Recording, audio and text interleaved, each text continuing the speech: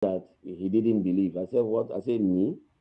And he didn't come to me. I went to my principal. Then my principal now said, who? Said Mr. Daibu. Say, Mr. Daibu, are you sure?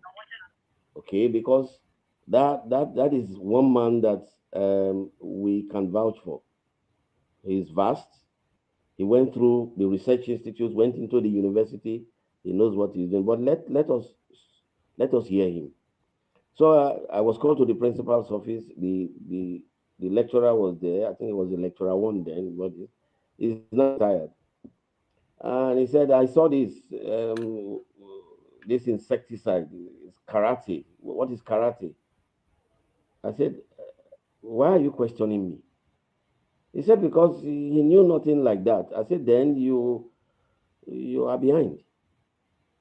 I said, karate is a new um, insecticide that can enable you protect your grains. Within 24 hours, you can eat. I said, and it was formulated by ICI England through CAPL Nigeria. It was distributed. He said, are you sure? I said, why are you questioning me?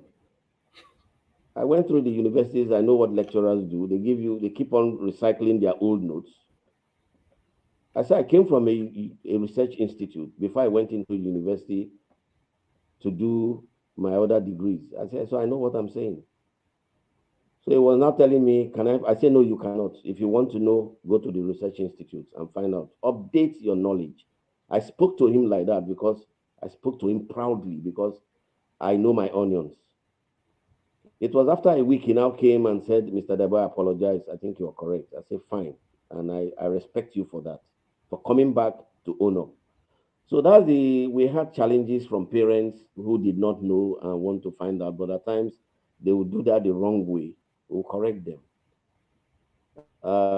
There are times some parents will not want their children to stay long in class, especially the weak ones.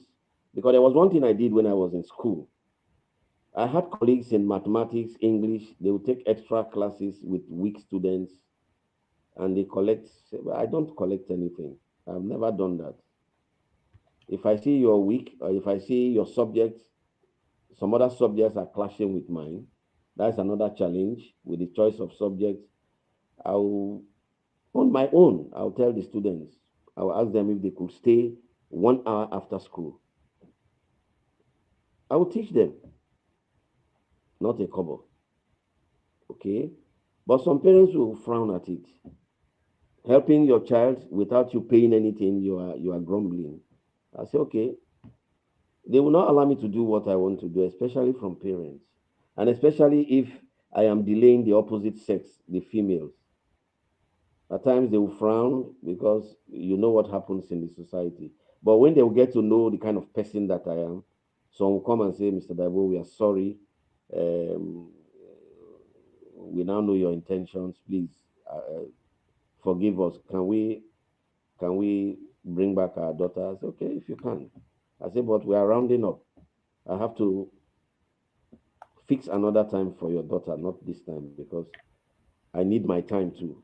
Most times I get home very late because I have to teach, because I have to contend with parents that will not want me to do what I want to do for them free of charge. So I had such challenges, but I was not down spirited. I kept on doing what I felt was right, and a lot of the parents, especially from the university community, they think they know too much, but at times we put them on their track. I was one person that would stand on my feet and say you're wrong, and I did it to many professors then, and that I held my head high then. Those are the challenges that otherwise in my university I was really encouraged by providing me with a lot of things that I needed. I only had one person, one teacher that felt he knew everything. But tactically, I avoided him because um, I taught in UDSS for 35 years. I never quarreled with anybody, but he was the one that wanted to do it, and I tactically avoided him. He knew what I did and came to me and said, your own self is strong. Because he felt this man does not get angry with staff. What is his problem? So those were the things. Otherwise, in UDSS, we had it rosy. In all the sciences, we were given what we wanted to a large extent. And our head of department, I was with three principals. They were all good. They were all good until I retired. They were all good. I never had anyone that actually was there to become a stumbling block on the path of success. Um, we all worked as a team. That was one thing I enjoyed in UDSS, teamwork. I remember when I entered, I started teaching in UDSS 1989. And by 1992, I was made the head of department. The present head then recommended that I should be made the head of department. Then my principal was asking, he said, why? He said, because he's versatile. Allow him to be the head of department. He has so much knowledge. Coming from school fresh, with I was equipped from the research institute, I was equipped from Usuka, I was equipped from Ife. So he discovered I knew a lot of things he didn't know. Like he confessed to me, he said he was always dodging any topic on pathology.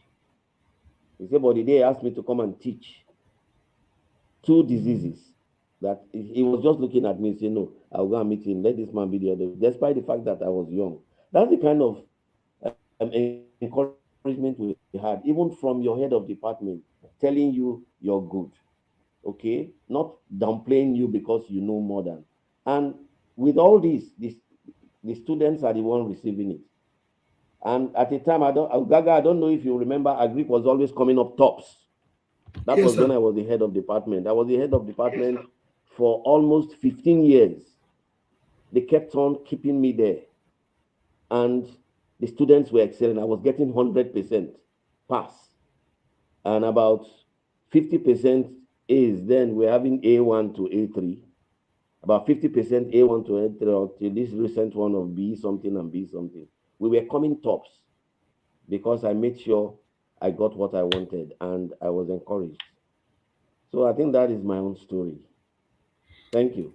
Thank you so much, sir. In fact, I will corroborate that story. I attempted GC in SS2 and I made a B3.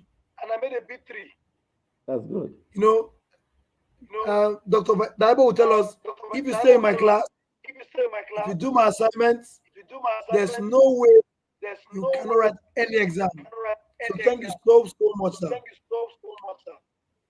Okay, one more question for Dr. Kade. Are you is he online?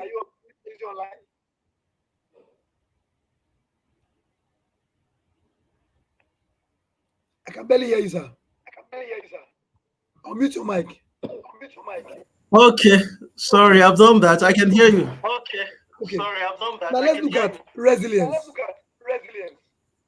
What are some of the things you did to stay resilient as a teacher? Okay, the power of resilience, I think it's important here. And when we talk about resilience, it's about being dogged, being focused, based of difficulties or challenges. I will take it up with one of the challenges I experienced in the teaching profession, and that is excessive workload. Imagine as a classroom teacher having 45 to 40 periods per week. You will agree with me that it will surely take a toll on one's health. In my case, to be precise, hello, Can hear you. there's an echo. I want to be sure if I'm getting a feedback from the studio. Hello. Just go on. Okay, that's fine. So I'm saying that one of the challenges I struggled with while teaching is excessive workload. I'm saying also that imagine as a classroom teacher that you have 40 to 45 workload periods to take care of, and working in a school where you are asked to go outside your area of specialty. For example, I was once a classroom teacher where I was assigned business studies, I was assigned financial accounting, I was asked to teach cost accounting, for example. And in addition to that, I also have about 2 periods to teach, and that is teaching, teaching bookkeeping, and another subject, mathematics, for the junior secondary students. Now, imagine combining all this workload. It eventually tell on my well-being, on my health as a classroom teacher. But what I did to show my resilience, to show how passionate I am about my teaching and my love for teaching, I had to approach the proprietor of that school, explain my challenges and what I needed them to do to manage the situation. I was happy that I was considered to get relief from taking more workload. So in this case, resilience comes in because I was able to first, I made my challenges known to the school authority, precisely to the principal, and when I was invited by my HOD, I tabled my concern, and with understanding, the workload was reduced. So resilience comes in the sense of, hello, can you hear me? Yes, Hello? I can hear you.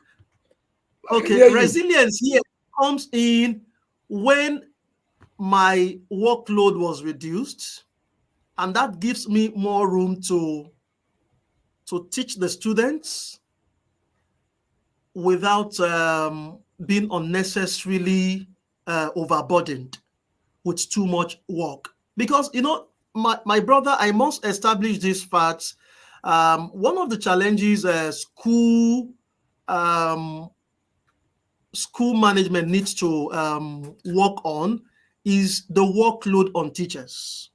When a school is not well structured, you see teachers that are not competent to take a particular subject being forced to teach a Greek, for example, as an accounting graduate. Or you are asked to teach a subject that you know little or nothing about. They believe once you have the textbook, you're already a graduate, you can fit into any class. So where my resilience comes in now is being able to stand on my feet, especially as regards what I cannot do, and that has helped me to manage whatever challenge I faced while teaching. And even when I became a school administrator, for example, with the experience I've had, I was able to use this to manage my teachers. The HODs, I ensured that the workload given to teachers are balanced, not workload that will tell on their health or their well-being, and hence they get frustrated. Like I mentioned when you asked the first question as regards what motivated me to be a classroom teacher, it's not all about the money. There are individuals that they have the means to go to other professions, but they chose teaching profession because of the passion they have, because of the impact, the contribution they want to make as regards impacting lives. So resilience here comes in by not just allowing, whatever challenge that comes along the way as far as being a resilient teacher is concerned, to stop you from doing the right thing. So here, I also want to advise teachers, educators, and school administrator to try to balance up the workload for their teachers. I made a post that was yesterday, and that was exactly my experience on my Facebook page anyway. That was exactly my experience. Imagine a teacher that stays on the mainland. I once worked in a school on the high. I was staying on the mainland, Iyanokpaja to be precise. I was working in on the highland. All right. I will always be on duty every 2 weeks. And I'm sure because of my passion and because they realize the fact that I have that passion to impart knowledge. So I'm always on duty, especially when it comes to moral teachings. I will be on duty. I will leave my house as early as 4 a.m. so as to beat the hold up on Thornbayland Bridge. And on getting to the school, I will resume immediately for my work. All right. That created burnout, stressed, at a time when I couldn't manage the situation. But I had to call the school management that I'm sorry, I'm not sure I can continue. That was when they saw the need to get an accommodation for me. But the question is, must one wait until maybe you get burnt out, or maybe you had one or two challenges before you realized that the workload should be reduced, or the person's welfare should be given consideration? That was what I experienced while I was teaching on the highland. So here, school administrator, even educators need to balance their mental health. Because if this is not balanced, it's going to tell on the health of you as an educator. It will also tell on your pupils, your students, as the case may be. So if this is balanced, then you find satisfaction. It's quite unfortunate that, we still have some few schools that are still struggling with, having a balanced workload for their teachers. And that is why you see teachers moving from one school to another. Maybe after spending a whole term, spending a section, they move to another school because they couldn't manage, the workload or the challenge they experience. But whichever way, what I want to advise educators to do is, in the face of difficulties, you need to stand on your feet for what is right. And like I did in my own case, I had to approach the school authority when I realized that I can't take this any longer and it's really telling on my health as a result of burnout. And I was happy that, they were able to turn things around in my favor. And I also had negative experience too in some few private schools, which I need not to mention on this platform, that made me had a second thought of whether teaching profession should be continued or not. But in the long run, because of the love for teaching, because of my passion to impart lives, I was able to manage the challenges.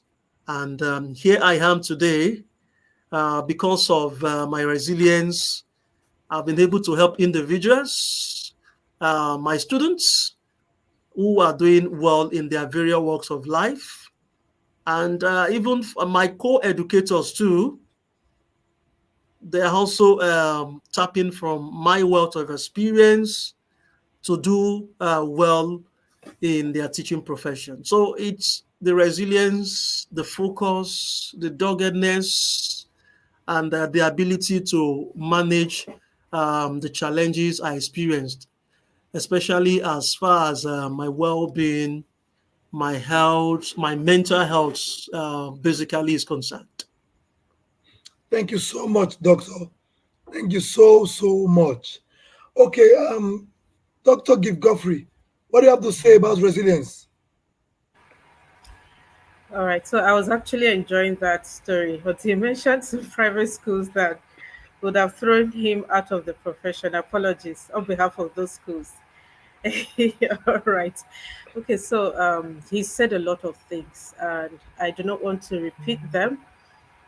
One for me is to recognize and define my values, and then stand by them. That's my number one. And what that means is that in the face of challenges, very difficult situations, I ask myself, what are my values? And what can I do not to compromise them? It could be something as simple as punctuality, professionalism, having a touch of excellence in anything I do. And then on the professional spectrum, I would say not to compromise child centeredness, the focus on the child. I think Dr. Kaide mentioned a little bit on that. So when I'm going through a very tough, very difficult situation as a teacher, those things we look as very challenging situations. I ask myself, what are my values? How do I stand by them? I've seen many times where I had to question my values sincerely, and you look at how parents are behaving, how the management is behaving, even the child that you are so concerned about. You know what they would always say, that those children who actually need love the most, they come in the most unlovable manner. And then they're looking at you, staring at you in the face, and you said, okay, I want to focus on the child. The interest of the child is paramount to me. Now, the child that you are advocating for, you are fighting for, is now is now more like a thorn in your flesh. What do you do at that point? Do you compromise that standard? Do you compromise that value? Of course, you say no. You see why I say every educator must identify, define your value. I've seen a lot of compromise. I've seen teachers who resort to um, malpractices because they, first of all, don't even know their values, and of course, compromise becomes inevitable. All right. And secondly, communication. This is very important. I had issues with communications earlier in my career when I didn't know how to say no. And communication is not about saying no at the right time. And I Hmm. think first of all was, you're having this challenge. Dr. Kade mentioned that. Why don't you walk up to management and say, okay, or walk up to the right quarters and say, okay, look at the challenge I'm having, and how can we, figure this out? How can we iron this out and all that? I didn't have that confidence. The theme of this year's celebration is recognizing and appreciating teachers' voice. And the first question I asked in my social media handle is, do you have a voice as a teacher? I didn't have a voice in the in my earlier career days, and that was a lot of issues. It gave me so much trouble. So I started finding my voice. At that point, a parent can come with their tantrums, and I could stand professionally, very, being empathetic, and I'm able to handle them. And I have all of them at my beck and call today. Parents I had taught their children many years ago, and they said, Mrs. Godfrey, we can't leave you. These children are in the university, and they say, no, you have made an impact in my life. But these were the same parents who were a thorn in my flesh, okay, right? They were a pain in the ass. How did I handle them? I defined my value. I was able to communicate. I knew when to call their shot professionally. I walk up to them and say, look, Mrs. This, I know this is what you want. I know this is your intention, but look, this is not going to work out. And this is the reason. And once they discover that, come on, this is not your regular teacher, this is a professional. Most of the time when they look and say, no, no, no, no, this is not your regular teacher. So if you're a teacher, you're listening to me, parents know when you are not a regular teacher. When I mean regular, unfortunately, in quotes, this is not meant to be our identity. But right now, in this climb where we need to reclaim our reputation, of course, you need to fight. And one of those fights you need to put up is your professional outlook. Be a professional. All right. You cannot be a non-professional and you are asking that parents should respect your decisions. You're asking that parents should know that you are the professional here. So I see parents who would usually walk up to other teachers and they're saying, this is what I want for my child and you must do it. When they get to my turn, they say, Mrs. Godfrey, what do you think? Mrs. Godfrey, I'm thinking about this. Okay. Will it work out or not? Just recently, a parent was battling with the school. The school told him to have that I'm child a guest. um, go through primary six, I'm year a guest. six, I'm a before guest. going to the secondary school. And the parent said, no, I will not. I can't see her. And somehow he got in contact and he called me. He said, Mrs. Godfrey, what do you think about this? I said, what did the school say to you? He said, the school said, my child must do primary six. I said, why don't you want to do it? He said, I've been fighting with the school for for some weeks now. I told them I cannot. My child must graduate from primary five. I said, okay, so why are you calling me? The school, they've told you what is right. Why do you want to hear from me? You know what he said? He said, because you are the professional. I said, the school, they're also professionals, okay?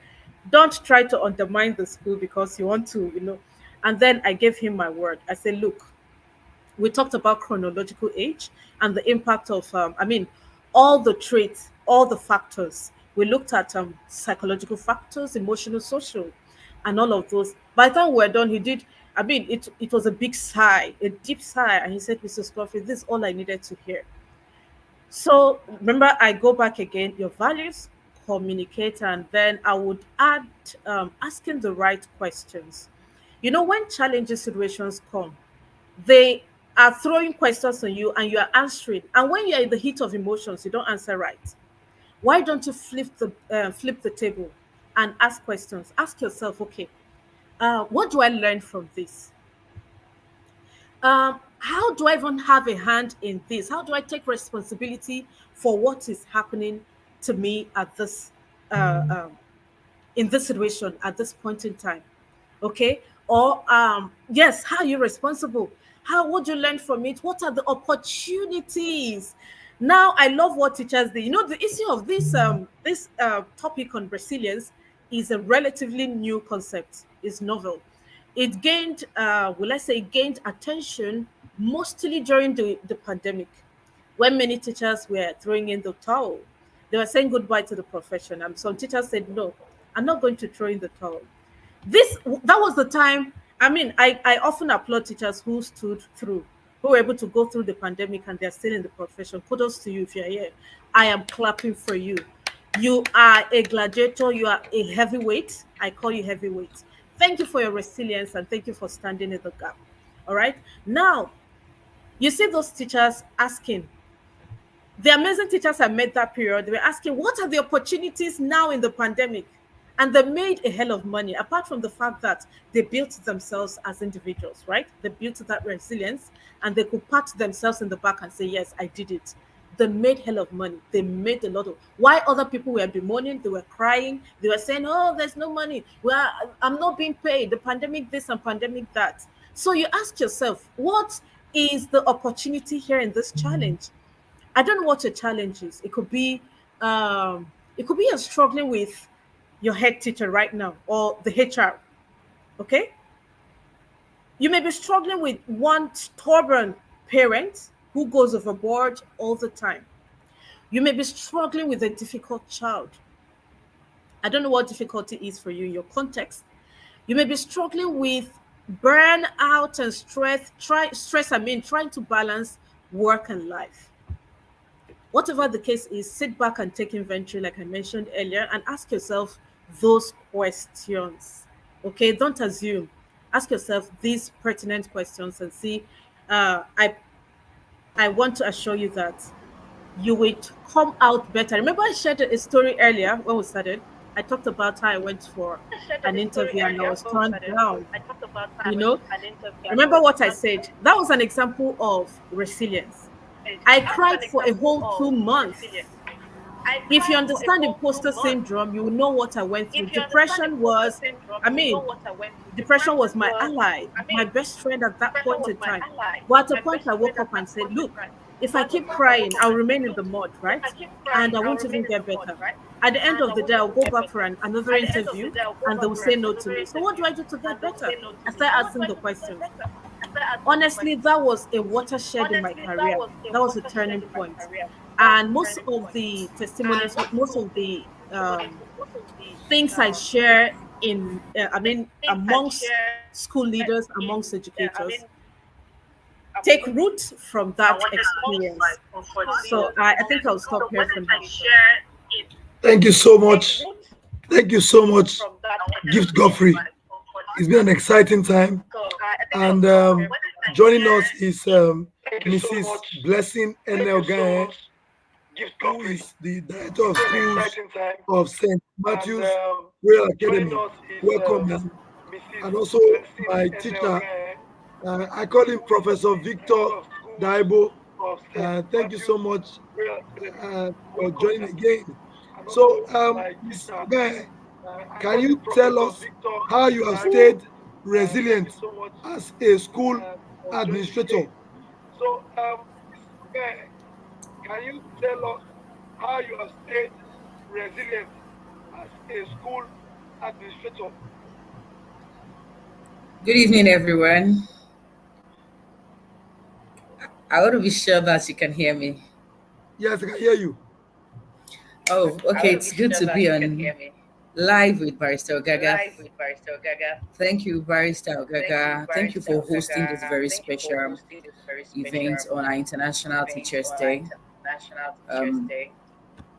It's not something we take very lightly because this is an avenue for us to share our experience and also express ourselves in a platform like this. Thank you, Dr. Adogun, and of course, Mrs. Gift Godfrey. Thank you for your um, communication thus far. Thank you for everything you've said, the values and the likes. Personally, I've learned, and then I'm going to share some experience of resilience, if I'm correct, if that's what Barrister Gaga meant.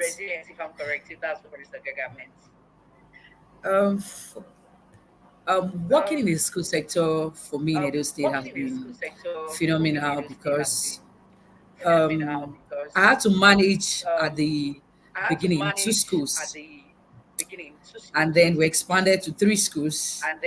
Of course, I was the administrator and then also the human resource personnel for 2 schools at that time. I wouldn't tell you it was an easy task because I don't like to fail. I like to win. I like to produce results. I like to be productive. I like to measure my growth.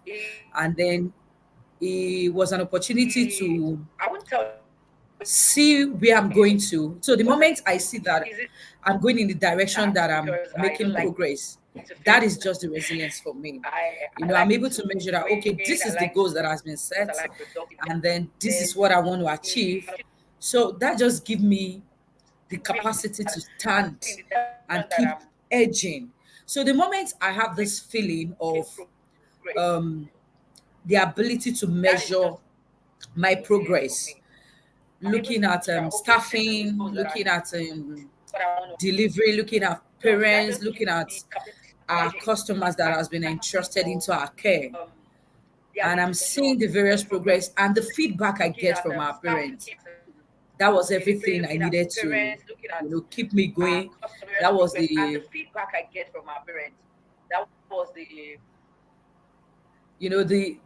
the finish line for me.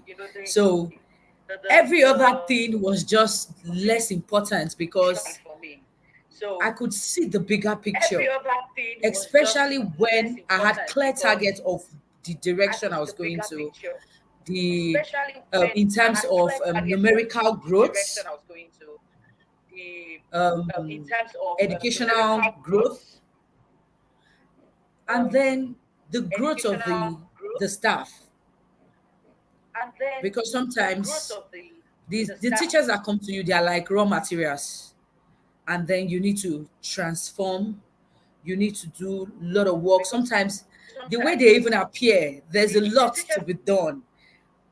There's a lot of training, there's a lot of process, there's a lot of reorientation, for them to fit into your system, for them to fit in into your dreams, for them to fit in into the vision. And then the moment they are able to get it, you just discover that you are just on your best moment, you know, and you feel like this administrator that has arrived and you're achieving your dreams, you're achieving your goals, and you begin to get this positive vibe and positive feedback. So um resilience has been for me the ability to achieve my goals and results. So once I get that done, every other thing just, you know, I don't get bothered with stress any longer. It was just like, of course, the stress are there sometimes, but the moment I get my results, the transformation, the kind of transformation I want to see, and I'm just excited, and then I don't remember the stress I've gone through at all. Thank you So so much. thank you, Thank you sir. very much for that. Okay, we'll take one more question and then we'll bring the conversation to a close. So I want to start again with Mrs. Ogaye, Director of Schools of St. Material School in Uromi, Edo State. Now, what is one or two ways in which teachers today, school leaders today, would empower themselves? Can you share one or two ways teachers and school leaders can empower themselves? Okay. Thank you, Barrister. Thank you once again for that very important question. One of the things I personally had to do for myself was personal development, personal growth, and being very conscious of what I want to be like, and where I want to get to. So one of the ways a teacher or a school leader must develop themselves is look out for trainings, attend trainings, both physical, both online, and a lot of time physical are also very important because they help you to connect. It helps you to meet. It gives you opportunity to meet a lot of people who you would hear their experience, and then you have the opportunity to you know connect with these people and hear their side of education as a whole. You can't trade personal training for anything. You can't even skip it. If you must grow, if you must develop, if you must speak right, if you must win, you can't joke with training. And of course, the second one is study. Our school leaders today, everybody has dropped the books and they are using the old knowledge of what they know, and nobody is reading anymore. A lot of things have evolved, and if you're not reading, you're not studying, you're not buying books, you are outdated. So for me, two things: one, training; then secondly, study. You have to study, you have to forage for knowledge, you have to forage for, you know, you have to go all out for it. And of course, when you stay connected in the educational sector, you discover that you would grow. Look out for people who are in this field of education, connect with them, network, and hear from them and see your life being transformed as a school leader or a school owner or an educator. Thank you so much, Sam. Thank you so much. Okay, Dr. Gid Godfrey, one or two ways educators today, school leaders, school owners would empower themselves. Okay, just one when I have a lot Two, running in three, my head. two, three, four, five. Okay, all right. I thought you said one of two ways. Okay, one No, or. Okay, one thank you. or. Oh, okay, one or two ways. All right. So I'll mention research, very close to what Mrs. Blessing said. Of course, you know me, and I'm so big on data. If not for time, I would have been reeling out research that will help us and put us on the right track. So every teacher, every educator, every school leader should be given to research. Don't joke with research, and that's because we must not joke with evidence-based approaches. when you want to approach your management, or you want to approach, whether you're in the middle management level, you're a middle leader, or you're a top leader, or somewhere in the rank, or just, I don't like calling it just, but you're a classroom teacher. You notice that sometimes when you want to present a case to a top leader and they're not listening to you, you go back to research and you're bringing evidence to the table. This is why it hasn't worked. This is why it will work. It's not my opinion, it is what research says. They will listen to you. When you meet with parents and they are telling you why their child cannot learn in certain ways, and you're saying, well, based on research, you're quoting research, not your opinion. That shows that, not only shows that you are a professional, it shows that you are evolving. You are a stream. You know what a stream, right? Is water is flowing, it's ever fresh. Okay, you're a spring. So I can go on and on now, especially in this world of data. We are so big on data. I can't come on here and I will not preach data. So get yourself to start researching. I meet with a lot of educators, hundreds of them every month, and I can tell you that we're lagging in this area. Number two is borrow vessels. Borrow vessels. I don't know how you interpret this. I'm afraid I don't know how to put it, because I know that there are conflicting information on the internet, on social media especially. What do I mean by you should borrow vessel? Now, let me put it in perspective. I am an educator by profession. Dr. Kayode would say is not a profession, all right? Okay, so I belong to the education community. And I realized that as a teacher, as a school owner, as a school leader, as a teacher trainer, as an education consultant, or whatever cap one is wearing, there are certain knowledge you will need to thrive. And getting those training, those courses or training, they may not be um, tied to the industry. Let's take, for example, I had to go get data certified, became a data science scientist, not because it is basic to my profession. It's And because I'm waiting for my training. all right. So I'm a certified career counselor. I'm a certified psychologist. I'm a certified, I can mention 10 of them here. But I've never mentioned them. You cannot see them in my CV. That's because they are borrowed vessels. I didn't go to get certified in those areas because I want to become professional or experts in those areas. That's because those vessels will help me. They are instrumental to what I do. Okay, so don't stick your neck. Don't be fixated in this education thing. Go and borrow vex. You will not. You'll be surprised and amazed at the turn of events in your life. Then the last but not the least, should I mention mentorship? We've talked. Mrs. Blessing has talked a little bit of. Go get you a mentor or mentors. Like in the world of today, you may not need just one mentor. Um, get mentors. Get mentors. Oh, before and then collaboration. Collaboration. I don't know what this means to you. You cannot be a 21st century educator without collaborating. After all, in your classroom, this is one of the skills you are trying to empower the children with. We talk about the four C's of 21st century skills. You say communication, of course, the bubble of them, critical thinking, creative thinking, and collaboration. How do you raise collaborators as individuals when you yourself you're not a collaborator? You cannot be an island in the 21st century landscape. You'll miss. Honestly, you'll be the flood will sweep you off. Okay, so if collaboration means brainstorming with your colleagues in the place of work, do it. Remember that it is often said that small minds discuss who people, big minds discuss ideas. What do you discuss with your colleagues? I don't know if I have my former colleagues here. They know themselves. They always follow me everywhere. They know me at the place of work. When they come around, they'll say, Mrs. Gruffy, just 10 minutes of your time, please. I say, okay, come. What do you want to talk? And you want to talk about another colleague. They can't even try it. You're coming up with an idea or a question that we need to address, okay?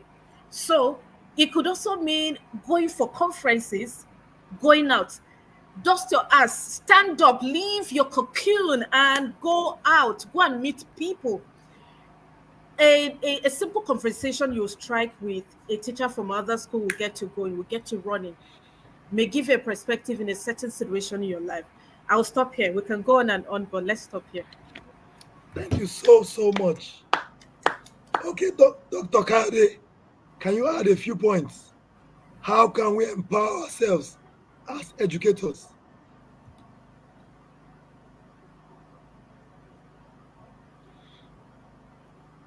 Okay, I think Dr. Give Godfrey, you should continue before Dr. Kade will join us back. You should continue. Okay. All right. What do I even say? I've switched off.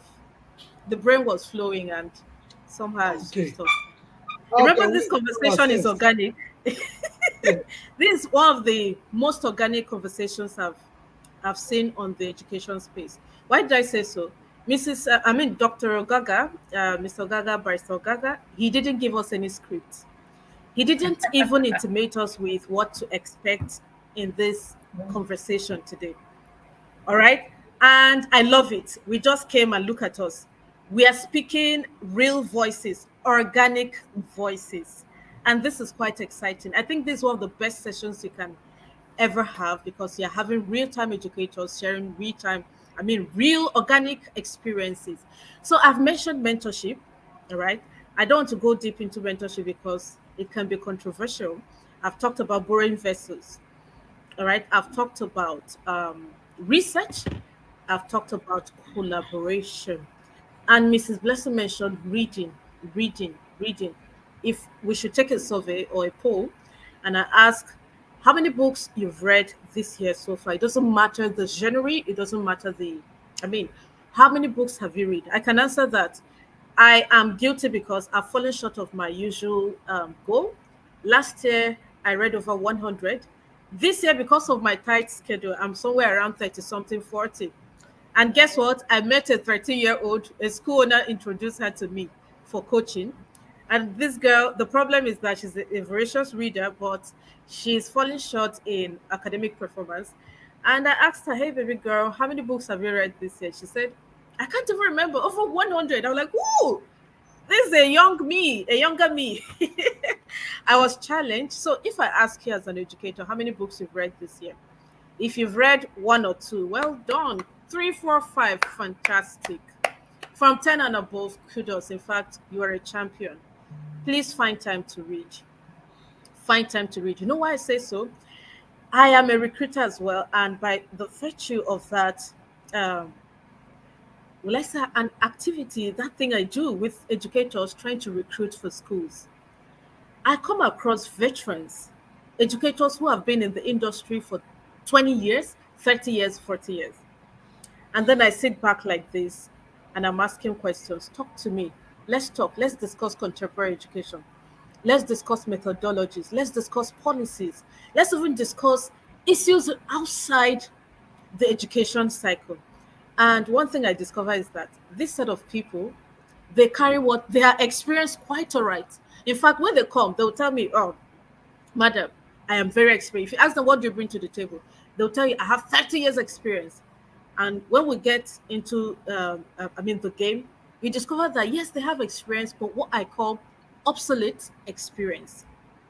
That's the danger of it. And if you are in the public sector, you are at risk. I call you at risk educators. Please, public servants, public school educators, you need to wake up. And that's because most of the time, the government will not give you that leverage. They will not give you that opportunity. You have to fight for yourself. Don't be a local champion, be a global educator. Go and check my LinkedIn. You'll see my name. My profile says global school leader. It's not a title. It's not a title. That's because I can stand amongst educators all over the world. In fact, I've seen educators telling me, you're in Nigeria, but you're teaching us. We're in the UK. How do you know these things? All right. Don't be a local champion. Be a global teacher. Be a global school leader. And those things cannot happen by chance. They happen when you become intentional. Intentional about what? About all the things we've talked about. I don't know what made Mr. Ogaga to ask this question, but for me, this is the crux. This is the climax. This is the apex of tonight's session. Look at what Mrs. Blessing was reeling out. I hope you took note. about how you can improve.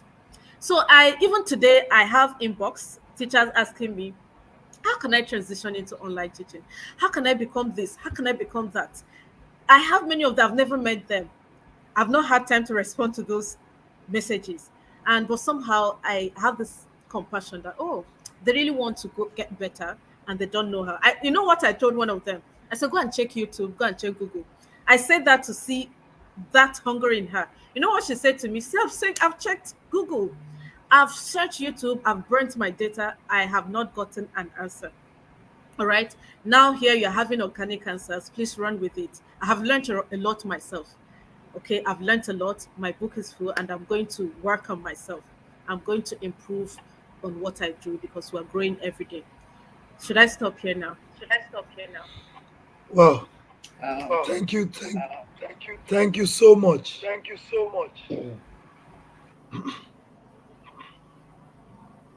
I am thinking of hosting gift Godfrey in Benin someday, soon too.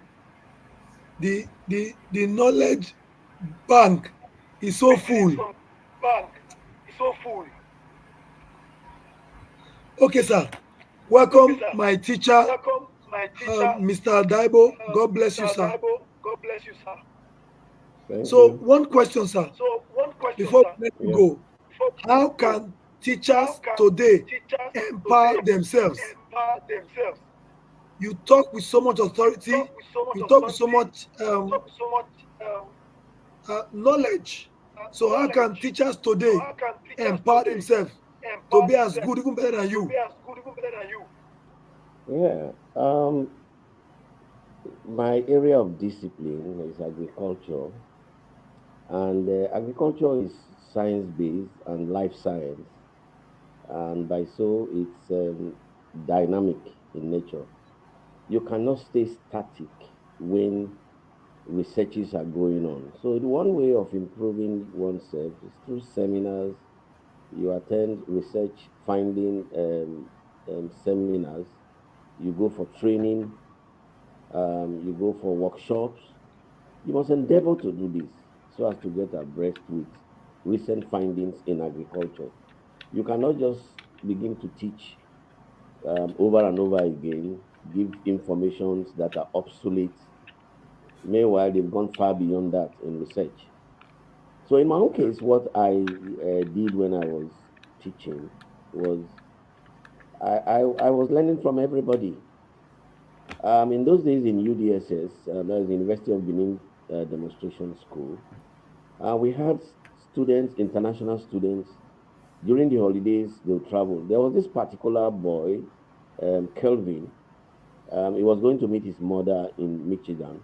And I remember the previous week, I was reading something on a farm, um, an animal farm, very integrated. They were on to pigs, rabbits, and I think cattle. And we were going to treat pigs and rabbits. So I just begged the boy. I said, please do this for us. Go to that farm. You are going to that place.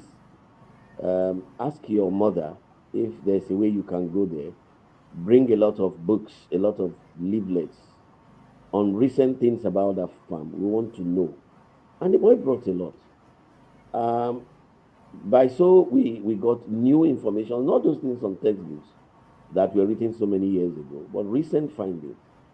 And remember, when during this session, I talked about a lecturer in Uniben that questioned what I gave to my students because he was not abreast with new scientific findings on insecticide. He was asking me karate that what he knew about karate was a sport. I said, ha. I say, please, sir, it's like you are that type. And I'm usually very blunt. I don't care who you are. If you come to me trying to rubbish me, I will tell you that you are the one to be rubbished.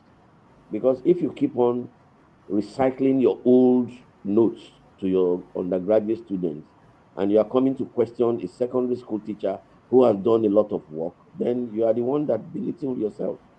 So that's one way of doing it. You have to. In my own case, I don't care where the information is coming from. It's just like the English will say, when you are in dire straits, you don't care where your help is coming from, as long as you have a target. So my target is seeing my students excel, and I think I did that. And fortunately, too, in UDSS, um, we were not deprived from attending conferences, um, seminars. The university provided money for us, just like any other lecturer.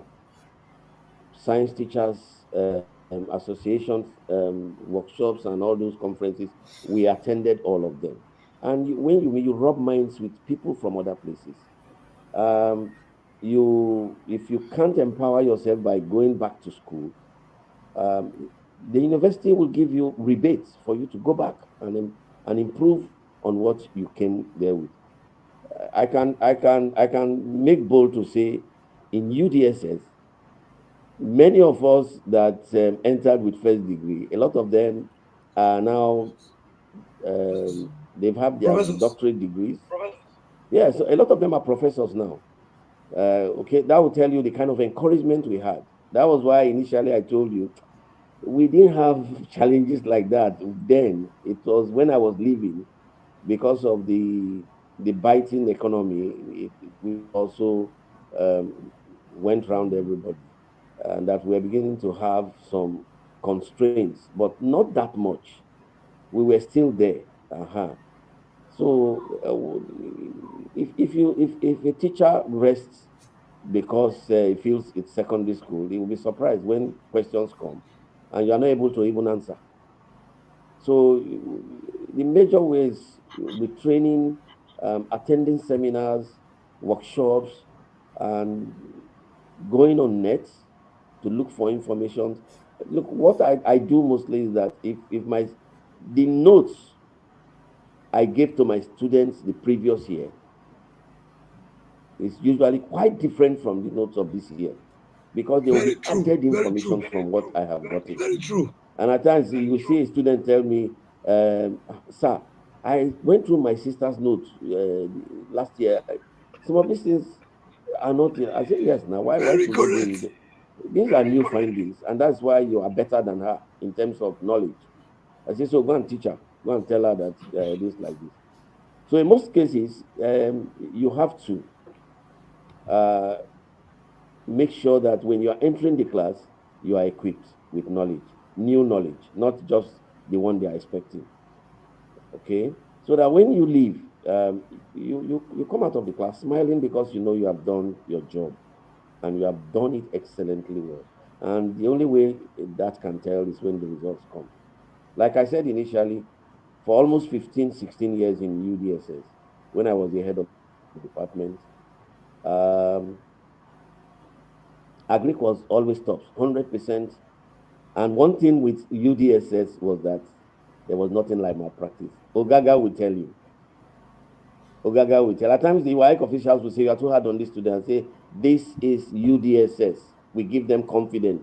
When they go in there, when they go into the university, my friends who are lecturers will tell you, when they ask questions in class, they will ask, which school are you from? UDSS. Say, no wonder. Yeah, that's the confidence. That is the pride we go about with. That we apart from teaching, we give them morals, and we tell them. They are always in UDSS. There are a lot of things we use to differentiate our students from others. Our students learn how to write 10 papers from UDSS. Ogaga will testify. So when they go into the university, when a lecturer is saying you are going to do a 10 paper, some students will say, what's 10 paper? UDSS student will just smile because they've learned it. These are some of the things. And if you are not equipped with such things, your students will just be at the at the disadvantaged area. So that is just my contribution to that. I also agree with the two ladies that spoke. You have to. And there's one thing I usually do in agric. Agric encompasses all the sciences. If I look at a topic that is geography, I go to the geography teacher and say, look, I know a little about this. Please, can you tell me more about this topic? And I go to the chemistry teacher too. It's not that I will not know how to teach, but I want to be an authority.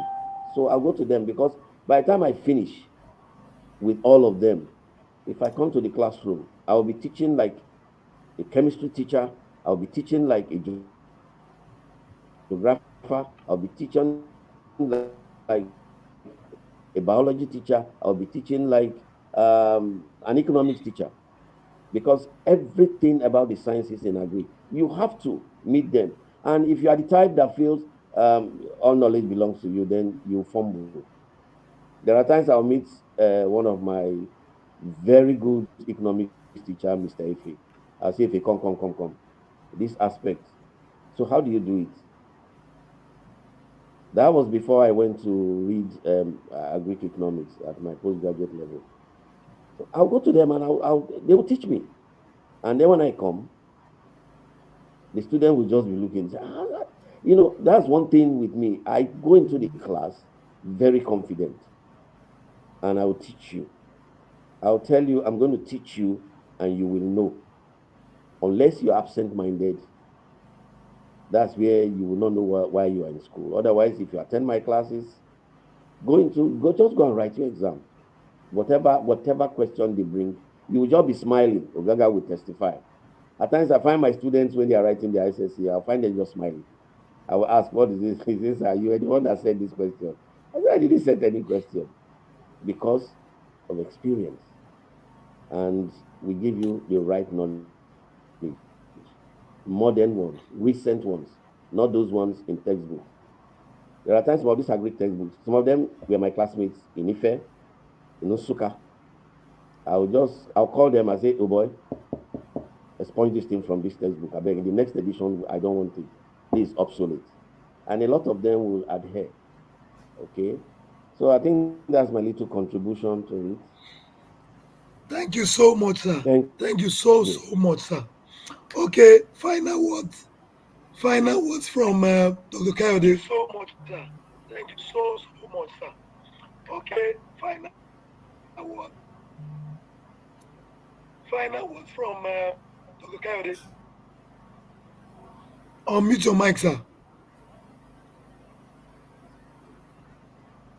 It's like it's not around. Okay, I've done that. I want to appreciate everyone on this call. My brother, Barrister Gaga, I appreciate you. Yes, I appreciate the contributions that have been made so far, especially as we got the importance of continuous professional development as a way to empower yourself as an educator. But I must establish the fact that the importance of taking care of your well-being as a teacher cannot be overemphasized. Recall that I mentioned earlier that when you have too much workload as a teacher and you cannot speak out for yourself, it will surely tell on your well-being. So hence, it's important as an educator that you take care of your well-being. One way you can achieve this, for example, is you can give room for regular exercise. Mindfulness is another way you can take care of your well-being. The importance of taking care of your well-being cannot be overemphasized. Then I also need to mention, I guess it was Professor Diebold that mentioned the importance of mentorship. I guess Mrs. Gift also mentioned that too. Seek guidance from experienced educators. And it's also important that you avail yourself of joining, for example, online communities as a way to network with people of like mind. I'm very sure my friend Mrs. Gift is a member of CPE. Barrister Gaga, you are a member of CPE too, right? Good. It's a community where we connect with ourselves as educator, and not just that. If the opportunities, that platform can afford you that opportunity to grow yourself professionally. Then another important thing I need to mention is as a way to manage your well-being, you can delegate tasks, share responsibilities with your colleagues, and if possible, where it is applicable, you can share responsibility with your students. Else, your mental health will be tampered with. And another important thing to manage stress, still talking about your well-being, is to develop a coping mechanisms or coping strategies. All right? Your well-being should be given priority. Where you need to delegate, do that. Where you need to have a proper sleep, don't joke with that. Between 7 to 8 hours of sleep, you need to have that too as an educator, as a way to manage your well-being. And then I also need to speak to school administrators, school managers, whether you are a health teacher, you are a principal. Please balance the workload assigned to your teachers if you want them to give you their best. Anything short of that, they will struggle to perform their responsibility, and that will tell on you as as a school head, for example, as a principal. So balancing these will help you, one, to achieve the goals, the vision, and the mission of your school. Another thing I also need to mention to draw the curtains for my submission is avoid overcommitting. Be realistic about the workload you assign to your subordinates. I mean, to your teachers as an educator, as a principal, or as a teacher. So that is my encouragement for educators, for school administrators or school managers, as a way to empower themselves and by extension whoever they work with. Thank you, everyone. I appreciate it. Okay, Dr. Give Godfrey, over to you. Final words. Okay, so The network is breaking. Okay, it's not. okay.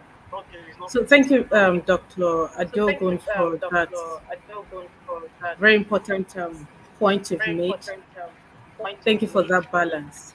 I wanted to bring it up, but you've taken it from my mouth. And right now, I don't even know what to say, but let's find out who is this. As educators, please go find your voice. Now I read something on the platform on Facebook where a teacher mentioned that she works in a school that they pay very well.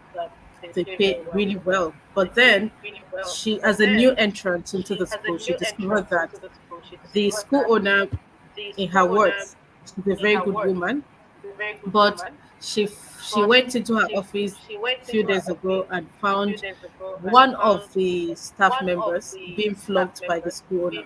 She flogged this staff member until he was bleeding. So she ran out of the office. She met she pretended like she didn't say anything. Other colleagues came to meet her and they said, "Did you see what the school owner did to that young man? I mean, to the so teacher?" She said, "No, I didn't say anything. What did you see?" And they told her. She pretended like she didn't say. So they told her that that's the norm in the school. You can be asked to kneel down. Kneel down in the during assembly in front of the children. You can be punished in front of the children, and you dare not flog children. Look, no one will save you. The government is not ready For now, let's say for now, to help you. You know, in the we can group the actors in the sector into let's say design, delivery, and monitoring. By right, you are meant to be, as a teacher, as an educator, you are meant to be in design, you're meant to be in delivery, you're meant to be in monitoring. Okay? But we as a system, we haven't gotten to that point where your voice will be heard in the design, where they'll be designing policies and curriculum. Oh, yes, you found your feet in delivery, right? Kudos. In monitoring, teachers are wanting. Depending when the government will wake up and get us involved, all right? Find your voice. Don't let yourself to be abused. You can't be in such an environment, toxic culture, and you tolerate it. And why you're tolerating it is because you don't even have your own values as an individual, as a professional, and you are afraid that when you leave that school, no, you may not get such a job. That means you don't really have you're not confident of what you have to offer. Wake up, please. Okay, so thank God, Dr. Kayode, he has spoken to school leaders. I'm speaking to you. Please stand up for your rights. Have your voice. I posted today that educators or teachers are everything but voiceless. If you haven't found your voice, I think this is the first step you would need to take. This is your first line of action. Thank you, and God bless you. Thank you so much, ma. Um, my teacher, Dr. Daibo, Professor Daibo, final was Um, um, I thank everyone that contributed to this. We've all listened, we have learned. Personally, I have taken one or two things, especially from the last speaker. Sorry, I could not get your name. Um, you have spoken well, and it showed that you are a teacher's teacher. Um, I think a lot of people will get more experience from you. From what I noticed, I think you have a reservoir of knowledge that the younger ones can tap from and excel. Um, it has been interesting hearing from professionals from different parts of the country, and I just hope this is being replicated. You know, to give more room for more people to participate because we are very few. I would have loved more people got got into it when we started, but unfortunately we were limited. I want to thank everyone. It's been an experience. I'm excited about it. Like she said, particularly about the lady that spoke last. Sorry, I couldn't get your name properly, Doctor. You have spoken well. The other man too from Edo has also done quite well. I've learned a lot from both of you, and unfortunately I'm no longer in the teaching profession, but that does not mean I cannot use this experience in my day-to-day activities. I've learned a lot. It's not restricted to just teaching. Even in your home, you can still use some of these experience to tidy up things in your home. So thank you very much, everyone. My friends, my former students, my brother, Barrister Gaga. I'm proud of you. I used to know you then as a small. I won't say you are rascally, but well, you see, you never can tell what a child will become. They all know me like Ogaga. I know you will say that the fear of Mr. Daibo is the beginning of wisdom. Yeah. That was me. Okay, I was just doing my job, and I did it well to the best of my knowledge. Okay, I met one of you today at the wedding. I came, I left Abakaliki. I told you for two reasons: for this, and then for one of you two that got wedded. But the girl went through me, kind of. Um, People, one of my friends called me and said, Daibo, why did you come for this wedding? I said, I don't know why you people have this mindset that, sorry, I'm going to say this here. It's quite personal. Because you are no longer with a family, then everything about that family should die with you. No, that is not life. Okay, because the girl is a cousin to my ex-wife. But they are wondering why I came. I said, why not? Why not? So I met this person there, and the person was, I won't call her name. She's a prof. She said, Mr. Daibo, you're looking the way you taught me almost 30 years ago. I said, I don't know the secret. It's just that who I am. Yeah, I think that's one thing with the other doctor, the man in Edo North. You have to take care of yourself to be able to give your best. You see, I don't joke with my health. I think UDSS gave us that enabling environment to, like, we're talking about workload. UDSS made sure we were not overloaded, and any teacher that had extra loads to carry is being compensated. So that gave us the motivation that every teacher is supposed to have at least 20, at most 20 periods a week. If you have more than that, any extra is paid for at, you see, and it's prompt. It does not come with the salary. At the end of the week, you just calculate your excess load and they give it to you. That gave us a lot of motivation. Okay, you are not grumbling because you are paid for it. But somebody like me, um, Ogaga will know I never took extra classes. I wouldn't come for the extra classes because don't joke with my health. I'll tell my principal, sir, I have taught. It's those that felt they have not taught during the school time that want to teach after school. What am I doing after 2:30? After teaching for the whole day, I'll now come back and teach to do what? I frankly agree with him. You must take care of your health. I never taught after school. I never did it. And they respected that. And that's who I am today. After retirement, I'm just who I am. So I think I agree with all of you, and it's been an experience. It's been fantastic. Thank you very much, everyone. Thank you, And I sir. want to Okay, specially thank blessing, yeah. okay. Final words. Thank you so much. Thank you. It's been an amazing time um, listening and then taking down notes. Um, Empowering educator, one empowered educator is many empowered children, many empowered families.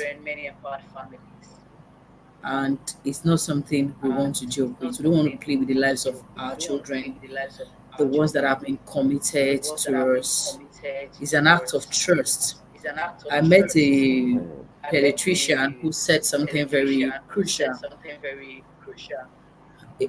And she said that she wouldn't lecture or give free mark to any students who have not gone through the right process.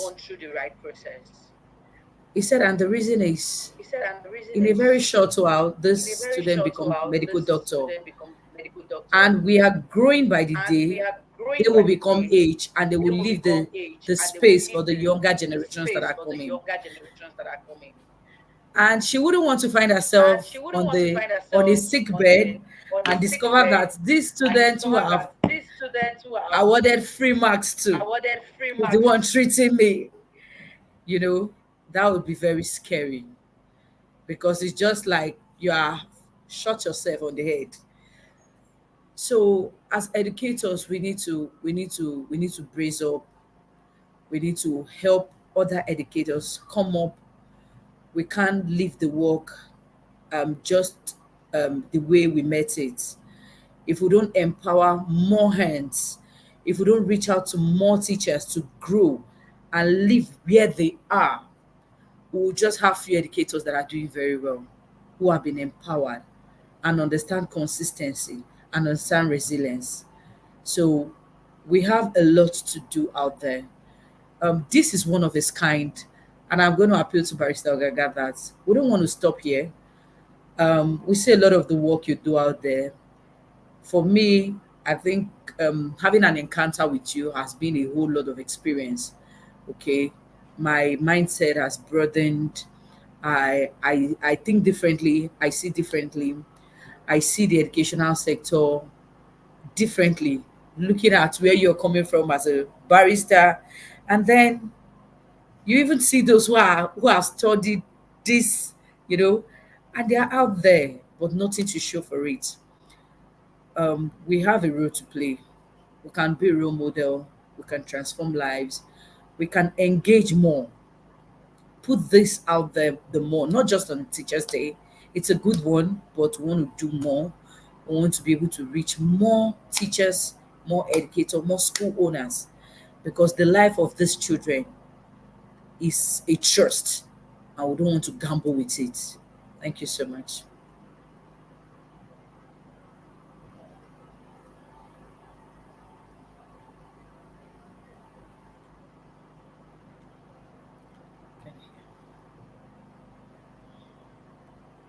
Thank you so much, everyone. I cannot thank you all enough for this time. We have spent roughly 2 hours. Wow. And I wish I could just keep you all here for another 3 hours. It has been an amazing evening. I must thank you, my teacher. If you think I'm something today, you have people like Dr. Daibo to thank. Thank you so much for your investment. And I say happy Teachers Day to you, sir. God bless you and God keep you. Thank you. Thank you to my big And God sister, bless you too. Git Godfrey. I am waiting for my course on data science, please.